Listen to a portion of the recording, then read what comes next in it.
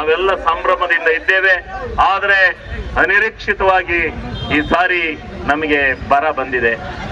ನಿಮ್ಮ ಹೊಳೆನರಸೀಪುರ ತಾಲೂಕಿನಲ್ಲಿ ನೋವು ಬಿತ್ತನೆ ಆಗಿಲ್ಲ, ಬಹಳ ಸಂಕಷ್ಟದಲ್ಲಿದ್ದಾರೆ.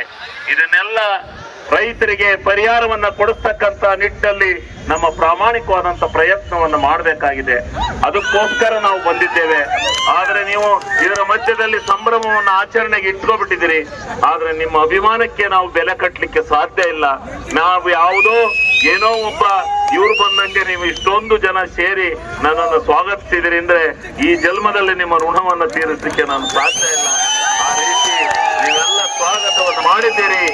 ನಿಮ್ಮ ಇದೇ ರೀತಿ ನಿಮ್ಮ ಆಸೆ ಅಭಿಮಾನ ಶ್ರೇಯಸ್ ಪಟೇಲ್ ಮೇಲೆ ಇರಲಿ, ನನ್ನ ಮೇಲೆ ಇರಲಿ, ನಮ್ಮೆಲ್ಲ ಜನತೆಯ ಮೇಲೆ ಇರಲಿ.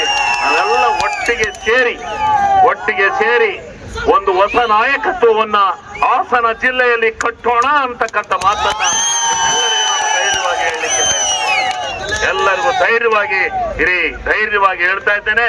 ಹಾಸನ ಜಿಲ್ಲೆಯಲ್ಲಿ ಇವತ್ತಿನಿಂದ ಒಂದು ಹೊಸ ರಾಜಕೀಯ ಪರ್ವ ಪ್ರಾರಂಭ ಆಗಿದೆ ಅಂತಕ್ಕಂಥದ್ದನ್ನ ನಾನು ಈ ಸಂದರ್ಭದಲ್ಲಿ ಹೇಳಲಿಕ್ಕೆ ಬಯಸ್ತೇನೆ. ಇವತ್ತು ಈ ಮಾತನ್ನ ಹೇಳಿ ನಾವು ಮುಂದೆ ಬರ ಪರಿಹಾರಕ್ಕೆ ಹೋಗಬೇಕಾಗಿದೆ. ನಾವು ಈ ಪರಿಹಾರದ ಎಲ್ಲ ವೀಕ್ಷಣೆಯನ್ನ ಮಾಡಿ ನಾವು ತಗೊಂಡೋಗಿ ಕೇಂದ್ರ ಸರ್ಕಾರಕ್ಕೆ ಕಳಿಸಿ, ಕೇಂದ್ರ ಸರ್ಕಾರದಿಂದ NDRF ಗೈಡ್ಲೈನ್ಸ್ ಪ್ರಕಾರ ರಾಜ್ಯಕ್ಕೆ ಹಣ ತರ್ತಕ್ಕಂಥ ಕೆಲಸವನ್ನ ರಾಜ್ಯ ಸರ್ಕಾರ ಮಾಡಬೇಕಾಗಿದೆ.